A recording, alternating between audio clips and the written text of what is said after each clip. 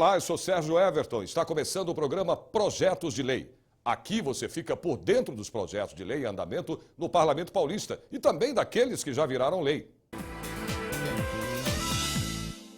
Imagine a alegria de poder admirar uma nascente de rio bem ao lado do prédio onde mora, num bairro populoso da capital. Em época de falta d'água, a descoberta de uma nascente entre as 1.500 existentes e escondidas pela cidade provou mais uma vez que quem procura água, acha.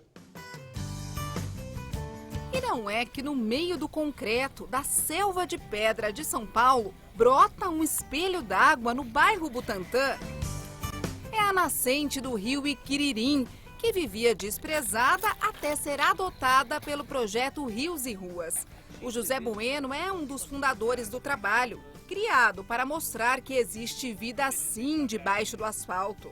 E a partir da identificação das nascentes, conscientizar a população que é preciso preservar, conservar os berços dos rios.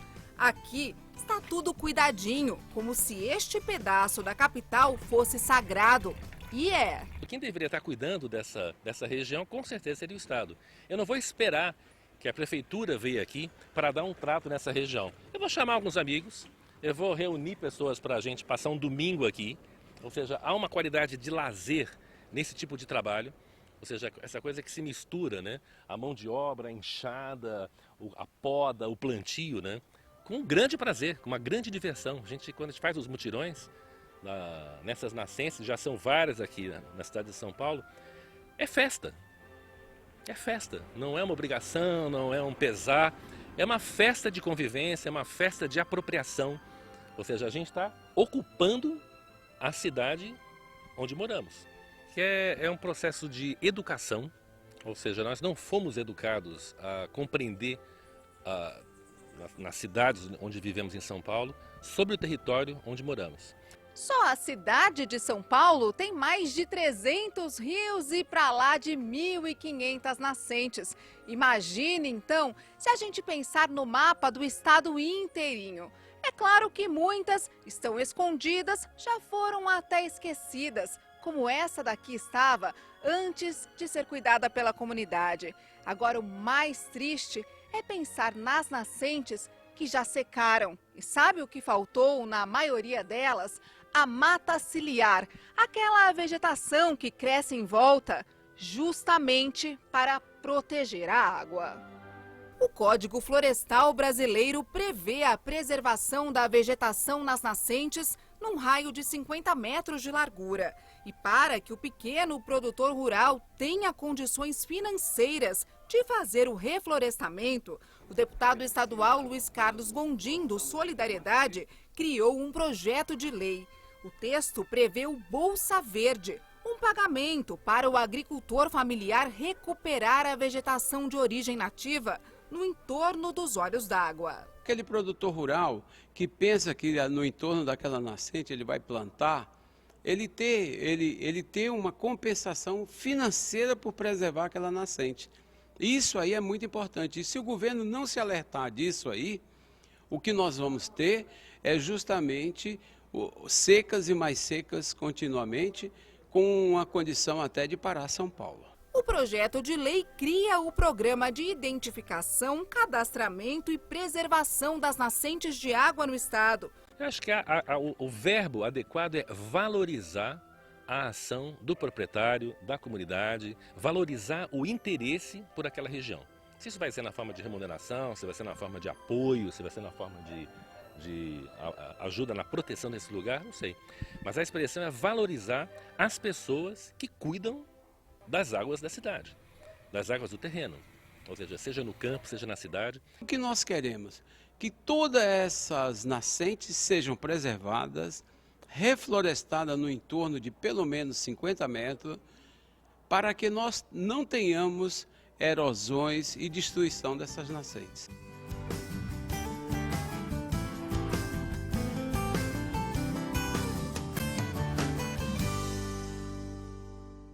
A quantidade de usuários de celulares pré-pagos não para de crescer no país. Hoje são mais de 213 milhões de aparelhos ativos. Mas esses consumidores, na maioria das vezes, não têm um controle dos débitos feitos pela operadora. E para ajudar o consumidor, um projeto de lei em tramitação aqui na Assembleia quer que as operadoras disponibilizem na internet os gastos do celular pré-pago. Quanto custa deslizar os dedos sobre a tela do smartphone para chamar alguém, seja falando ou teclando? É uma conta que muita gente não faz, nem a Daniela. Não tenho esse controle.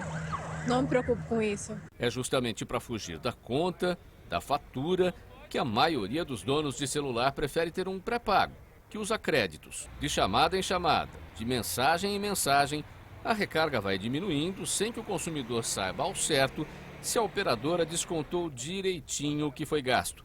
Um belo dia, Samuel viu metade da recarga que tinha acabado de fazer sumir do saldo do seu pré-pago. Tava faltando muito crédito em mim. Eu coloquei, foi acho que no valor de R$20 por aí, e veio 10, ficou com 10 e eu nem usei o dado. Aí, tipo, eu achei um absurdo, daí eu tive que ligar, daí eles me devolveram em si.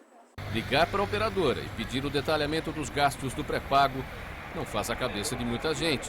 E razões para isso não faltam. Ligo, mas eles ficam aguardando tipo 30 minutos. Eu já cheguei a aguardar 30 minutos. Então, mas sempre ligo, né, para pedir um relatório das ligações, das mensagens e tudo. Muitas vezes nem te atende. Você tem que correr atrás e é muita perda de tempo, por isso você também não corre atrás. O atendimento é péssimo. Você liga, aguarda um momento na linha, às vezes nem tem necessidade de ficar aguardando na linha, só para fazer tempo, aí não acaba não resolvendo nada, desliga na sua cara às vezes. E se você pudesse consultar os gastos do pré-pago pela internet com usuário e senha? Uma senha, um usuário para a gente poder ver, né, no site da operadora, poder ver nossos relatórios. Você vê cada ligação, cada débito que foi descontado, no caso de algum plano que você fez, seria bom. Muito mais prático. Eu ter controle total 24 horas, eu ia acessar e ver o que foi consumido e o que foi gasto, realmente. É o que propõe o deputado Hélio Nishimoto, do PSDB, em projeto de lei na Assembleia Legislativa. Um sistema muito justo, por isso que eu coloquei esse projeto de lei, para que as pessoas então tenham esse sentimento de que foi justo o que ele pagou. Porque atualmente as pessoas não tendo esse acesso, recebe às vezes um comunicado que já está com a sua conta zerada e ele não sabe se foi justo ou não foi justo aquilo que foi cobrado. Então, disponibilizando pela internet, havendo dúvida, o consumidor poderá acessar esses dados e saber onde foi gasto cada recurso que ele colocou no sistema pré-pago, vendo chamada por chamada e sabendo se foi corretamente debitado da sua conta de telefone. No Brasil existem mais de 283 milhões de linhas ativas de celular, 75% delas do tipo pré-pago. Qual é o direito do consumidor em relação ao acesso ao detalhamento dos gastos do pré-pago? Pelo Código de Defesa do Consumidor, o direito à informação é um direito básico, né? Então, o consumidor, cliente de linha pré-pago, tem todo o direito de ter o relatório de gastos, né? Todos os créditos que ele colocou e tudo aquilo que foi utilizado, né? O Código de Defesa do Consumidor determina isso. A Anatel não determina essa situação? Não, a Anatel não tem nada expressamente determinado que o cliente pré-pago tenha esse relatório de gastos. No entanto, apesar de algumas operadoras fazerem, né, disponibilizarem esse relatório, outras não. E aí cabe ao consumidor então, pedir e solicitar. Vamos a um rápido intervalo, voltamos já já.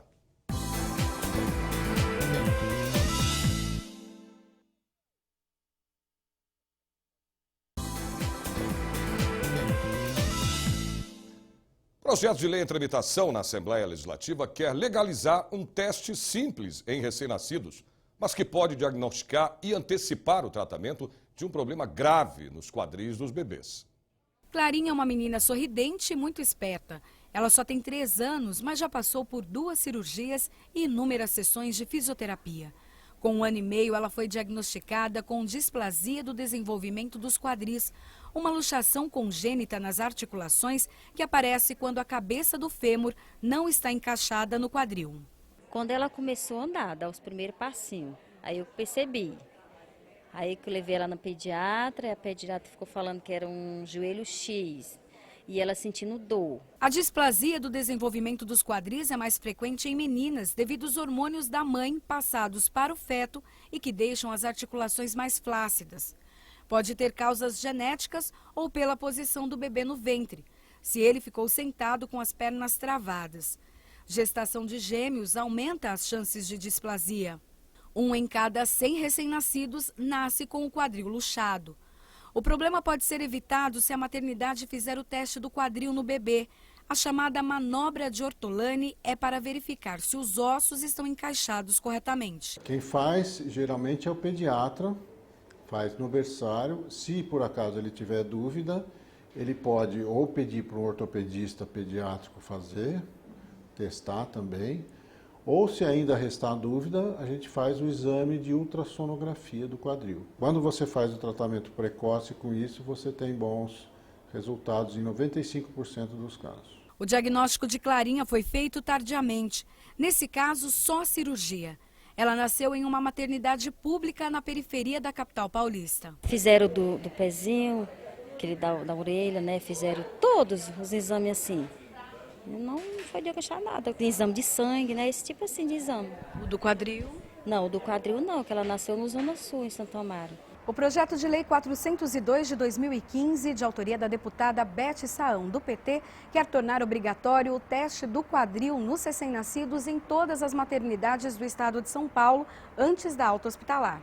Hoje você tem vários procedimentos que são adotados em crianças recém-nascidas. O teste do pezinho, por exemplo, o que evita doenças futuras. E este também é um teste que nós estamos apresentando através do projeto, indicando para que o governo possa implantar isso na sua rede estadual de saúde, para poder fazer com que essas crianças reduzam a incidência e possam ter um desenvolvimento saudável, sem problema de locomoção, porque essa é uma doença que pode afetar a locomoção das pessoas, e quando você previne, evidentemente, você melhora a saúde e faz com que eles tenham uma vida mais normal e mais saudável. Clarinha já passou pelo pior.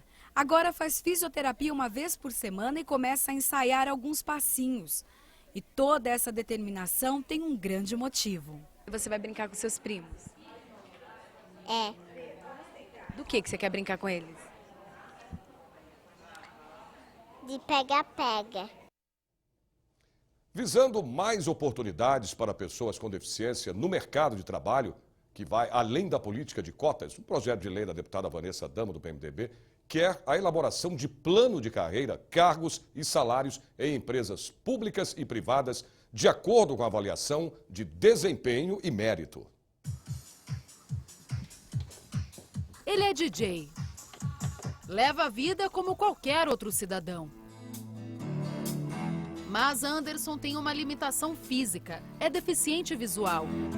Eu nasci com glaucoma e enxerguei até os 7 anos. Entre todas as dificuldades que enfrenta no dia a dia, a pior delas é o preconceito. Um problema que afetou a vida profissional dele. Depois de 12 anos na mesma empresa, desistiu da carreira. Eu não cresci, eu fiquei nessa função sempre como analista de suporte. Consegui coisas pessoais, como hoje tenho uma casa financiada, eu estou no meio do financiamento do apartamento e tal. Mas lá dentro da empresa eu não cresci, eu não via a possibilidade de crescer, até porque foi lá mesmo que eu comecei a fazer faculdade de informática e lá que eu parei, porque eu achei que eu não ia muito longe, que eu, ainda que tivesse uma formação, a empresa precisava muito de mim naquele lugar que eu estava, naquela vaga que eu ocupava, então eu não via a possibilidade de crescer. Para Anderson, o que mais falta é oportunidade. Esse negócio da lei incentiva muito.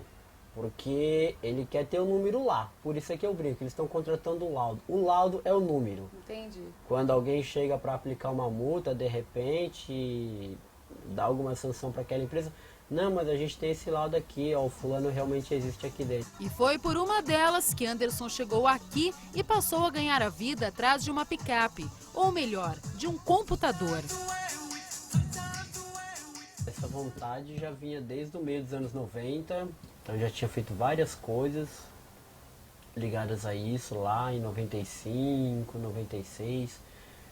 No final da década de 90 eu fui trabalhar numa empresa de informática, né, que entre outras coisas desenvolvia um programa de computador para o deficiente visual poder ter acessibilidade ao mundo da informática.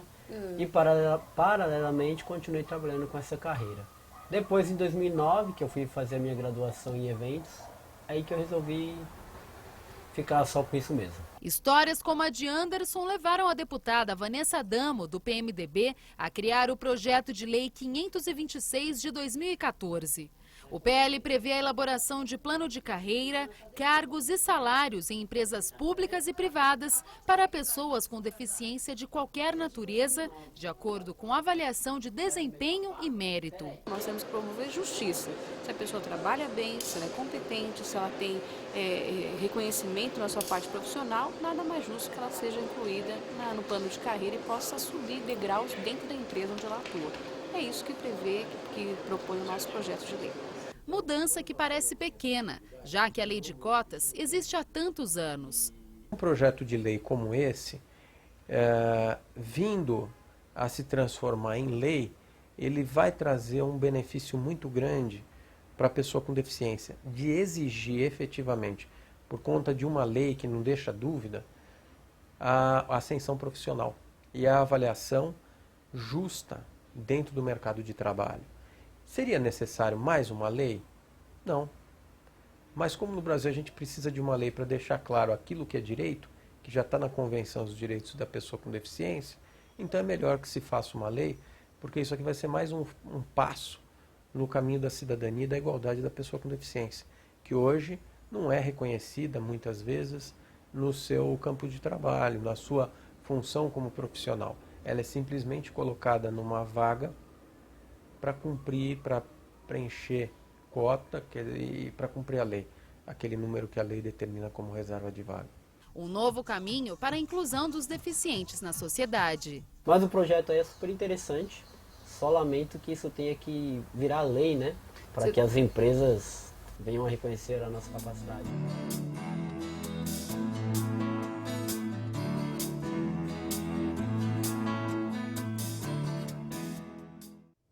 E no próximo bloco você vai saber sobre uma doença silenciosa que atinge mais as mulheres do que os homens. Voltamos já.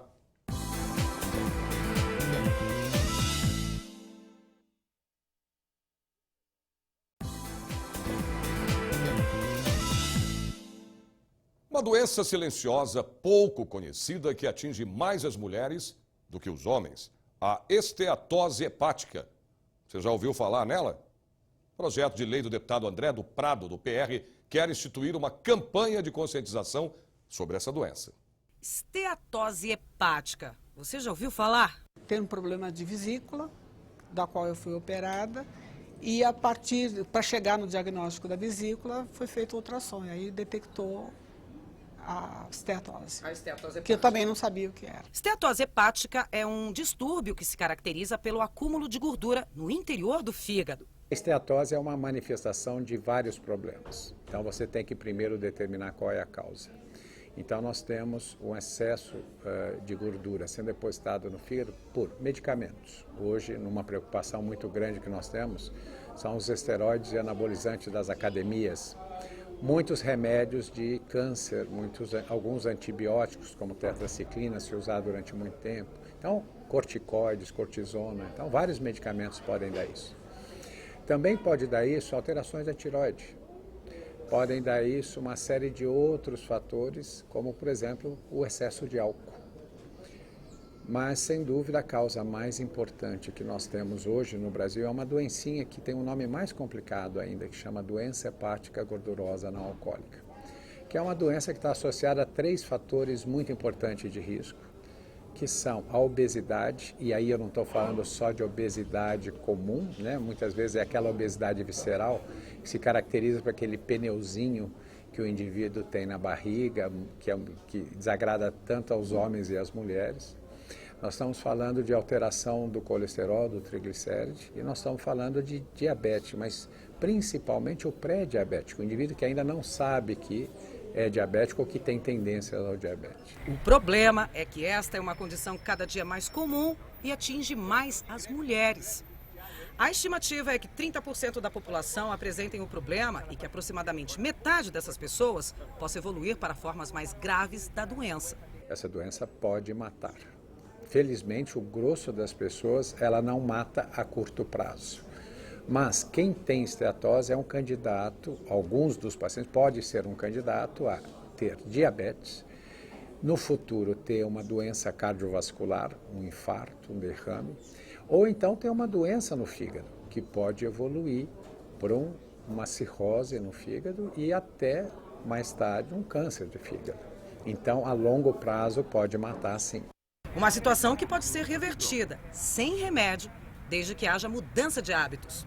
Eu comecei a fazer a caminhada, fazendo um ritmo, porque aí eu conheço o processo, como é que funciona. Não fazia antes, comecei a fazer a partir de então. Fiz os 6 quilômetros não querendo superar, descobri o percurso que era nos 6 quilômetros. E eu percebi agora, lá tirando medida, eu perdi 6 centímetros de abdômen. Eu já não tinha muito abdômen, eu não tenho muita gordura visceral. Não, eu tenho em outras, está distribuído. 6 ela achou bastante. E eu não perdi com relação ao braço, que eu descobri o que é. Que na verdade eu não perdi massa magra, esse é o importante. Porque massa magra você não vai ter força muscular. Eu estou perdendo massa gorda, que foi o melhor.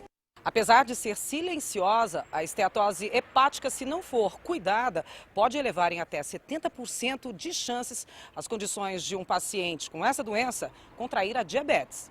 Hoje nós temos dados da cidade de São Paulo, e isso pode ser tranquilamente extrapolado para todo o Brasil, de que de cada 3 indivíduos, um tem esteatose na idade adulta. E se o problema fosse só dos adultos, seria melhor, mas as crianças que vêm vindo aí com uma vida muito sedentária, só fazendo videogames e comendo comidas nada saudáveis, muitas frituras, muito carboidrato, muito pão, infelizmente, hoje nós estamos começando a ver esteatose numa população muito jovem, de adolescentes com problema. O deputado André do Prado, do PR, está de olho na saúde dos paulistas e fez um projeto de lei que institui a campanha da conscientização sobre a doença. Procure manter o peso dentro dos padrões ideais para sua altura e idade. Mas cuidado, dietas restritivas que provocam emagrecimento muito rápido podem piorar o quadro. Beba com moderação durante a semana e nos fins de semana também. Diminua o consumo dos carboidratos refinados e gorduras saturadas. E procure um médico. O projeto de lei em estudos aqui na Assembleia quer mudar a disposição dos produtos expostos nas prateleiras dos supermercados em São Paulo.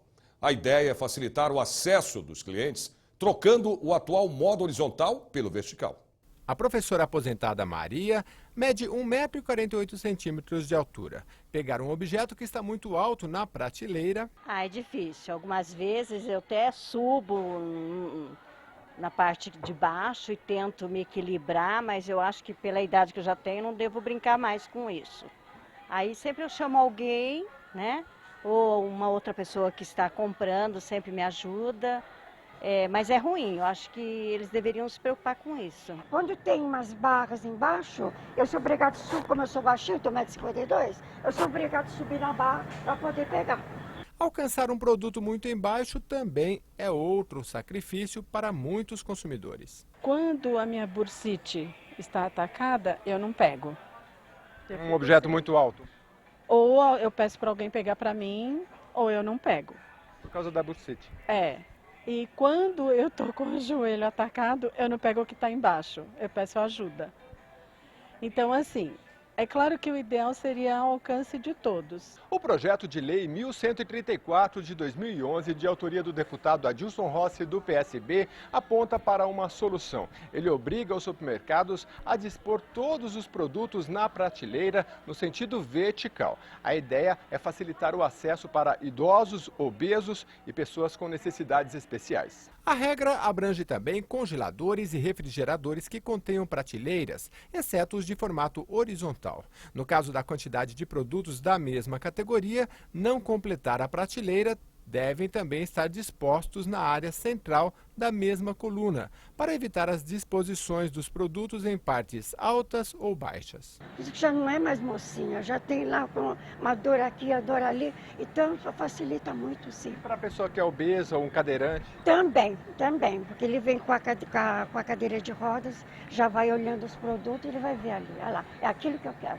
Eu acho que se tiver uma boa logística, né, que a gente fala, eu acho que tudo tem jeito, nada é impossível. Dá para fazer. Claro, depende da boa vontade de cada um. O deputado Adilson Rossi, do PSB, autor do projeto, ressaltou a importância da disposição vertical dos produtos para idosos, pessoas com deficiência e obesos. Acho que é um projeto simples, favorece as pessoas de baixa estatura ou de alta estatura, favorece os deficientes, favorece os obesos, favorece as pessoas idosas. E é um projeto que não vai onerar os supermercados, porque tanto faz você dispor na horizontal como na vertical. É apenas uma questão de logística, de trabalho, de organização. O programa de hoje fica por aqui. Nos vemos na próxima semana com mais projetos de lei. Obrigado pela sua companhia e até lá.